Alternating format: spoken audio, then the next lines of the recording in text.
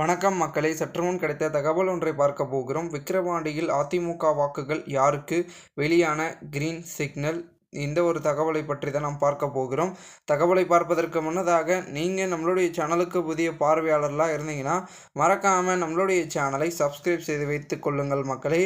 தற்பொழுது நடைபெற உள்ள விக்கிரவாண்டி சட்டமன்ற இடைத்தேர்தலில் பிரதான எதிர்க்கட்சியான அதிமுக போட்டியிடாமல் புறக்கணித்து விட்டது. இதனால் ஆளும் திமுக, பாமக மற்றும் நாம் தமிழர் கட்சி போட்டியிடும் மும்முனை போட்டி உருவாகியுள்ளது.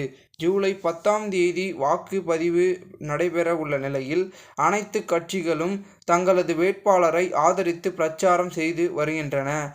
அதிமுக தேர்தலை புறக்கணித்து விட்டதால் திமுக சுலபமாக வெற்றி பெற்றுவிடும் என அக்கட்சியினர் நம்பிக்கையுடன் உள்ளனராம். அதே நேரத்தில் நாம் அனைவரும் பொதுவான எதிரியாக திமுக தான்.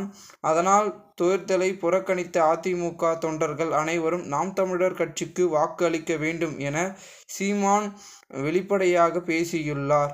அதேபோல பாமக வேட்பாளரை ஆதரித்து பிரச்சாரம் மேற்கொண்ட அன்புமணி ராமதாஸ் பொதுவான எதிரியான திமுகவை வீழ்த்த அதிமுகவுக்கு அடுத்து பாமகவுக்கு தான் வாக்கு வங்கி உள்ளது. அதனால் அதிமுக தொண்டர்கள் பாமகவுக்கு வாக்களிக்க வேண்டும் என்று கேட்டுக்கொண்டார்.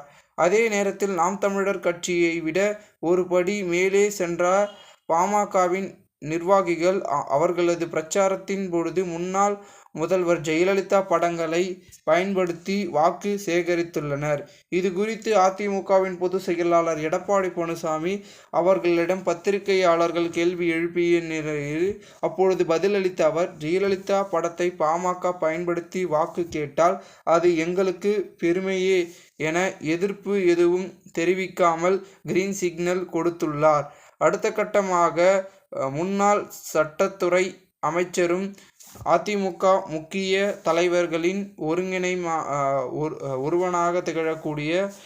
ஒருமனதாக இருக்கக்கூடிய சி.வி. சண்முகம் பெயரில் பாமகவுக்கு வாக்களிக்க வேண்டும் என சமூக வலைதளங்களில் போலி தகவல்கள் பரவி, இதை கவனித்த அதிமுக தரப்பு உடனடியாக மறுப்பு தெரிவித்து இது குறித்து அவருக்கு ஆதரவாக மூலமாக காவல்துறையினர் புகாரும் அளித்துள்ளனர்.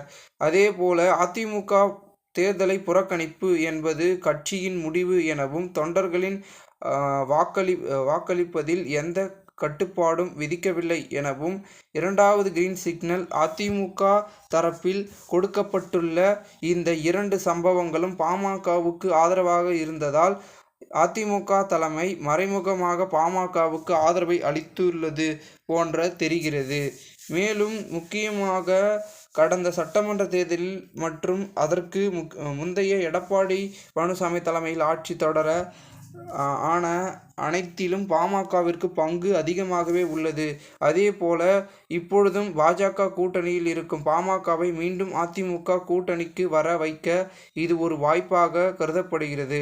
ஆனால் நாம் தமிழர் கட்சிக்கு ஆதரவு அளிப்பதால் எதிர்காலத்தில் அதிமுகவுக்கு எந்த பயனும் வாய்ப்பில்லை எனவும் இதனால் அதிமுகவினர் பெரும்பாலானோர் பாமகவுக்கு வாக்களிக்கவே தலைமை சிக்னல் கொடுத்துள்ளதாக கருதப்படுகிறது.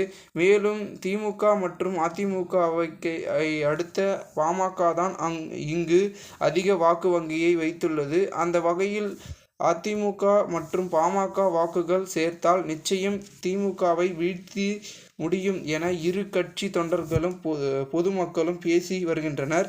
இதையெல்லாம் வைத்து பார்த்தால் அதிமுகவின் பெரும்பாலான வாக்குகள் பாமக பக்கம் செல்லும் என்று எதிர்பார்க்கப்படுகிறது. மேலும் இந்த ஒரு தகவல் பரபரப்பாக வெளியாகி பேசப்பட்டு வந்து கொண்டிருப்பதை காண்பித்து நாம் பார்க்கிறோம். மேலும் இந்த ஒரு தகவலை குறித்த பொதுமக்கள் உங்களுடைய கருத்துக்களை மறக்காமல் கூறுங்கள். இதுபோன்று நீங்கள் அரசியல் சார்ந்த நிகழ்வுகளாம் தினசரி தெரிந்து கொள்ள நம்மளுடைய சேனலை சப்ஸ்கிரைப் செய்து வைத்துக் கொள்ளுங்கள். நன்றி, வணக்கம்.